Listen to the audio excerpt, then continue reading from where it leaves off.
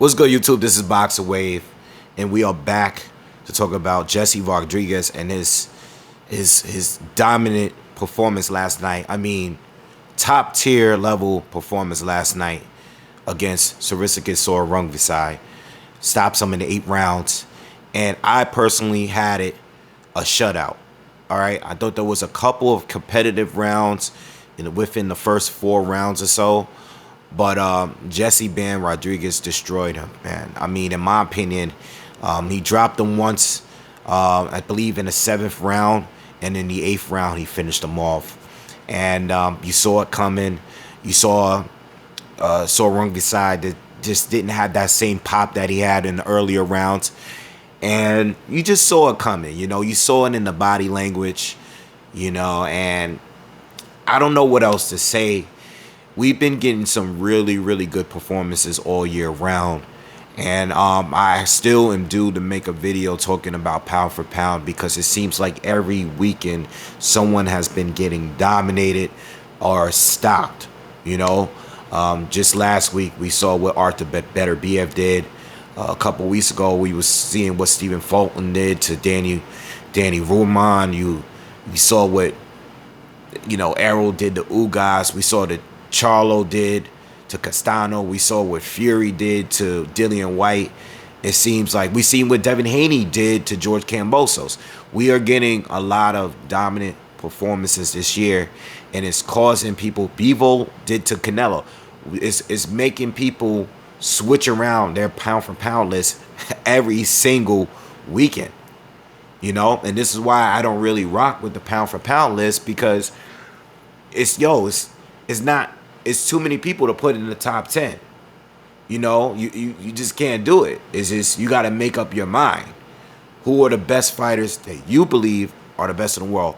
And Jesse Rodriguez, I'm not saying he's pound for pound, but after last night's performance, his performance against Quadras in the recent fight, he looks like a future pound for pound fighter. I said this about Shakur Stevenson. I've been saying this about Jerron Boots Ennis. I think Virgil Ortiz has a little bit of potential as well. I was saying this about Devin Haney, having the potential to get there. And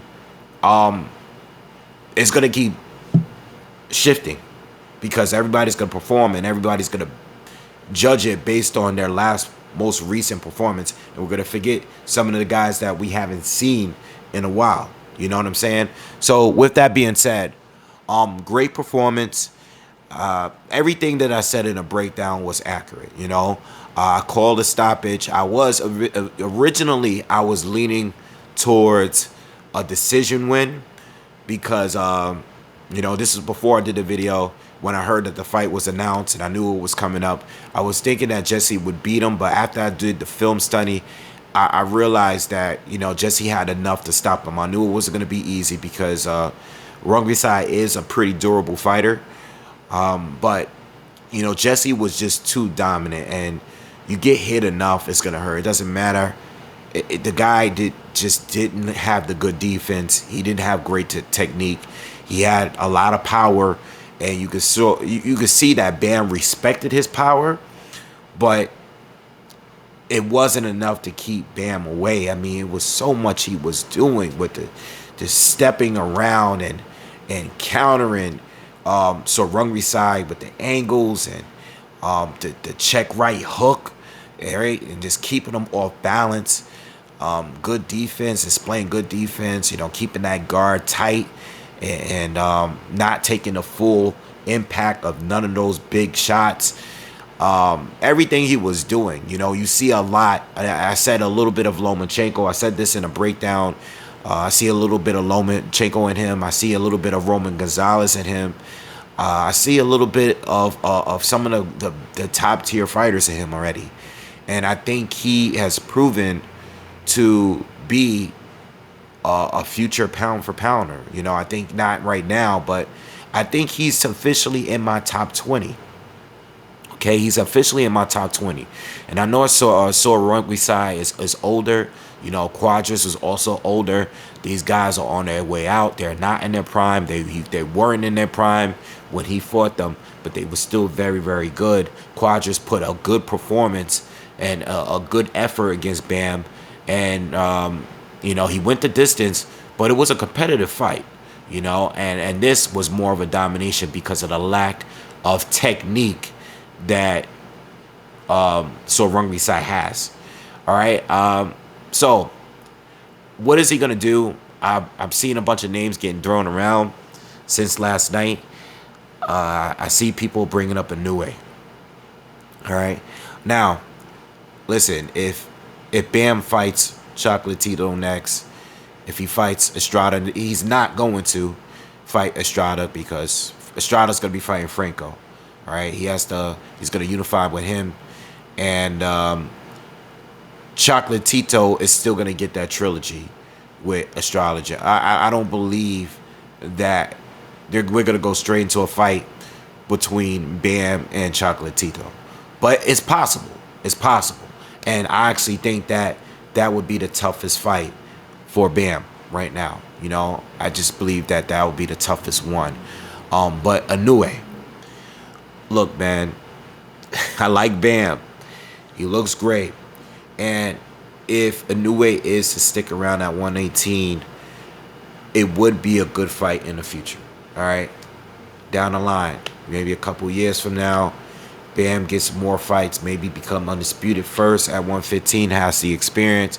It may be a good fight. But keep that kid away from Inoue. All right?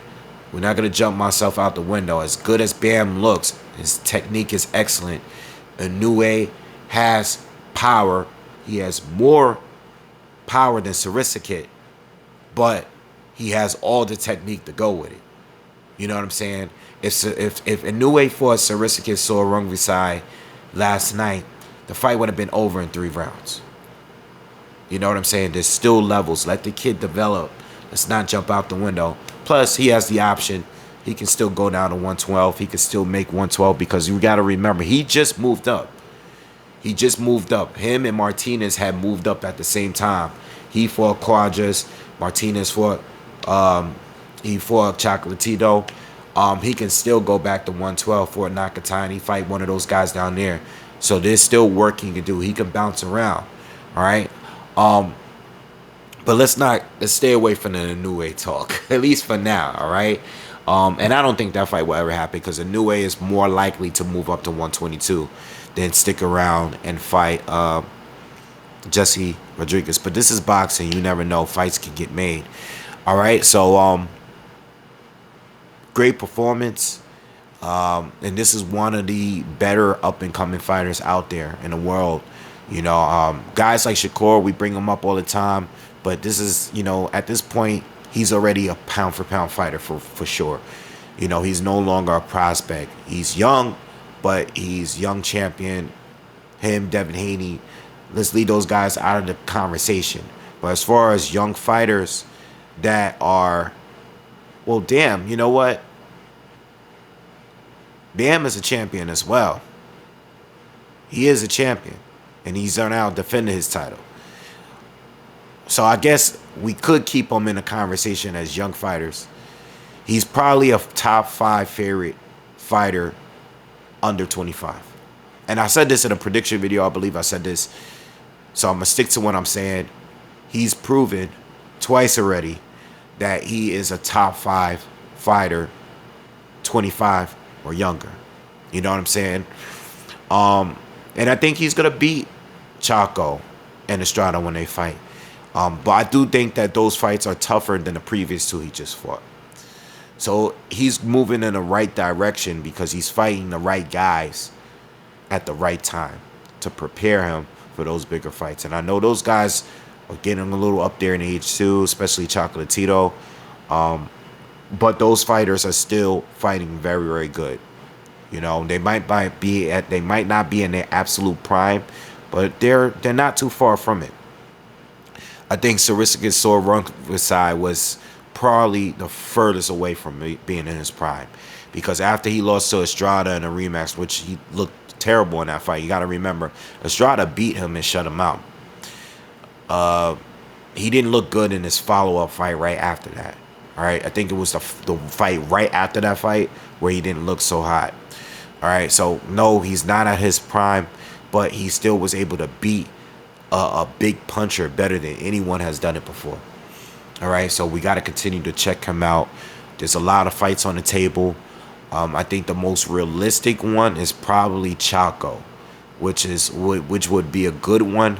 I wanted to see the trilogy with Estrada first, but you never know. This is boxing. If they're able to make the fight now, it might just happen. You know, I personally think Chaco got robbed against Estrada based on one of the scorecards in there. I think one of the scorecards was like 117, 111, something crazy. I think he got robbed. I think he won the fight pretty clear, but that scorecard was just ridiculous. All right. So anyway, that's my thought. Good win for the kid, and we got more content. I got to talk about the MJ Agmadalia fight as well. It's just that I got to go back and watch it because I didn't watch the full fight last night. That's the reason why I'm not doing a review. Everybody's talking about him and Stephen Fulton. I'm definitely going to make another video on that. All right, so be on the lookout and make sure you subscribe, smash that like button, and share the video if you can. I'll see you on the next one. Peace.